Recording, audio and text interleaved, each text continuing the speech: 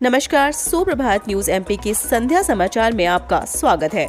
खबर को शुरू करने से पहले आप सभी से निवेदन है कि इस वीडियो को लाइक करके चैनल को सब्सक्राइब जरूर करें। तो चलिए शुरू करते हैं आज शाम की मुख्य खबरें। मध्य प्रदेश में अवैध कॉलोनियों को वैध करने की प्रक्रिया होगी सरल, विकास शुल्क भी होगा कम।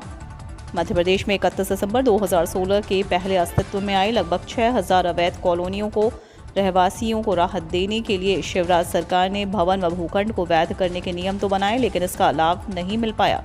जटिल प्रक्रिया होने के कारण कॉलोनियों को वैध करने में आ रही दुश्वारियों को देखते हुए अब सरकार प्रक्रिया को सरल करने के साथ विकास शुल्क को कम करेगी। मुख्यमंत्री शिवराज सिंह चौहान ने गुरुवार को मंदसौर में इस संबंध में घोषणा की। नए साल में ऑटो रिक्शा पर सख्ती करेगी आरटीओ। परिवहन विभाग ने नए साल में लोक परिवहन के प्रमुख साधन ऑटो रिक्शा पर सख्ती करने की तैयारी शुरू कर दी है। पिछले माह ही सरकार ने ऑटो रिक्शा के संचालन के लिए ऑटो रिक्शा विनियमन योजना बनाई थी और इस संबंध में आदेश जारी किया था। अब प्रदेश में ऑटो रिक्शा के संचालन के लिए नए नियम बना दिए गए हैं। इनका उल्लंघन करते पाए जाने पर परमिट निरस्त करने जैसी सख्त कार्रवाई की जाएगी। नए साल से एक वृहद अभियान चलाकर शहर के ऑटो रिक्शा संचालन को व्यवस्थित किया जाएगा। आज आधे इंदौर में 4 घंटे तक की होगी बिजली कटौती। इंदौर में आज आधे शहर के अलग अलग हिस्सों में आधा घंटे से 4 घंटे तक की बिजली कटौती की जाएगी। गुरुवार को भी कई क्षेत्रों में बिजली गुल रही। इधर मध्य प्रदेश पश्चिम क्षेत्र विद्युत वितरण कंपनी इंदौर के प्रबंध निदेशक अमित तोमर ने बुधवार को इंदौर ग्रामीण वृत्त में बिजली व्यवस्था का जायजा लेने पहुंचे। बिजली कंपनी के एमडी ने दूधिया वितरण केंद्र का दौरा किया और खेतों में जाकर सिंचाई के लिए बिजली आपूर्ति देखी। वहीं इंदौर शहर के उपभोक्ता मनमानी कटौती से परेशान हैं। एयरपोर्ट जैसे शहर के किनारे वाली कॉलोनियों में हर दिन कटौती हो रही है। कोरोना महामारी के बाद भविष्य निधि खाते से रुपए निकालने का चलन बढ़ा। भविष्य का आधार समझे जाने वाले कर्मचारी भविष्य निधि संगठन के खातों से रुपए निकालने का चलन प्रदेश में तेजी से बढ़ रहा है। कोरोना महामारी के बाद इसमें अप्रत्याशित तेजी आई है। प्रदेश में करीब 64 लाख ईपीएफओ खाता धारक हैं। संक्रमण के पूर्व 2 वर्षों में 13 लाख कर्मचारियों ने 5000 करोड़ रुपए निकाले थे, लेकिन कोरोना महामारी का असर खत्म होने के बाद 1.5 वर्ष में ही 25 लाख कर्मचारी 7100 करोड़ रुपए पीएफ खातों से निकाल चुके हैं। हालांकि निकासी के आधिकारिक दस्तावेज में कारण बच्चों का विवाह करना, बीमारी के इलाज के लिए जरूरत समेत अन्य काम बताकर निकाले गए हैं। इस प्रक्रिया के तहत वैध की जाएंगी प्रदेश की अवैध कॉलोनियां। मध्य प्रदेश में 31 दिसंबर 2016 के पहले शिवराज सरकार ने 6000 अवैध कॉलोनियों के रहवासियों को राहत देने के लिए कुछ नियम बनाए थे, लेकिन उस पर अमल नहीं किया गया। ऐसे में अब एक बार फिर सरकार प्रक्रिया को आसान करने के लिए अवैध कॉलोनी को वैध करने के लिए प्रयास कर रही है। बताया जा रहा है कि प्रक्रिया सरल करने के साथ सरकार विकास शुल्क भी कम करने वाली है। इसको लेकर शिवराज सिंह चौहान मंदसौर में घोषणा की।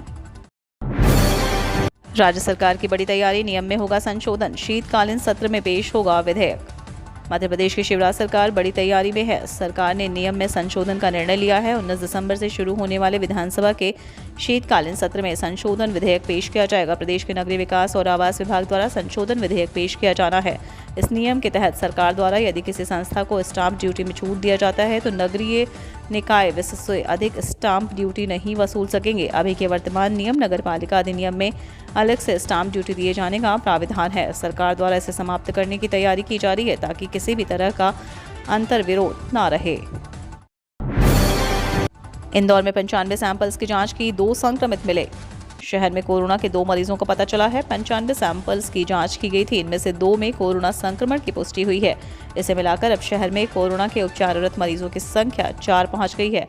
कोई मरीज डिस्चार्ज नहीं हुआ। हालांकि डॉक्टरों का कहना है कि चारों ही उपचाररत मरीजों की स्थिति नियंत्रित है। इंदौर में अब तक 38,65,976 सैंपल्स की जाँच हो चुकी है। इनमें से 2,12,517 संक्रमित मिले हैं। बाघों के लिए फिर असुरक्षित हुआ मध्य प्रदेश का पन्ना टाइगर रिजर्व। मध्य प्रदेश का पन्ना टाइगर रिजर्व एक बार फिर बाघों के लिए असुरक्षित होता दिख रहा है। वर्ष 2009 में यहां एक भी बाघ नहीं बचा था। कई प्रयासों के बाद उन्हें फिर से बसाया गया। इसकी देश दुनिया में प्रशंसा भी हुई, लेकिन अब हालात वैसे ही हैं। पिछले 3 साल में यहाँ 5 बाघ और 1 तेंदुए का शिकार हो चुका है। अब कुलगुरु कहलाएंगे एमपी के कुलपति। मध्य प्रदेश से हाल ही में एक बड़ी खबर कुलपतियों से जुड़ी सामने आ रही है। बताया जा रहा है कि अब जल्द ही मध्य प्रदेश में कुलपति को कुलगुरु के नाम से जाना जा सकता है। इसका निर्णय राज्यपाल मंगू भाई की अध्यक्षता में हुई बैठक में लिया गया। कुलगुरु का प्रस्ताव उच्च शिक्षा मंत्री डॉक्टर मोहन यादव ने बैठक में रखा था, जिसके बाद इसे सर्वसम्मति से पारित किया गया है। सुकन्या समृद्धि में पैसा लगाने वालों के लिए नई खुशखबरी। अगर आप भी भविष्य को ध्यान में रखकर सुकन्या समृद्धि योजना, पीपीएफ, किसान विकास पत्र या राष्ट्रपति बचत पत्र में निवेश करते हैं तो ये खबर आपको खुश कर देगी। सरकार की तरफ से छोटी बचत योजनाओं में निवेश करने वालों को जल्द बड़ी खुशखबरी मिलने वाली है। इसका ऐलान खुद वित्त मंत्री की तरफ से किया जाएगा। सूत्रों से मिली जानकारी के अनुसार इस बार दिसंबर के अंत में वित्त मंत्रालय की तरफ से छोटी बचत योजनाओं पर मिलने वाले ब्याज की दर को बढ़ाया जाएगा।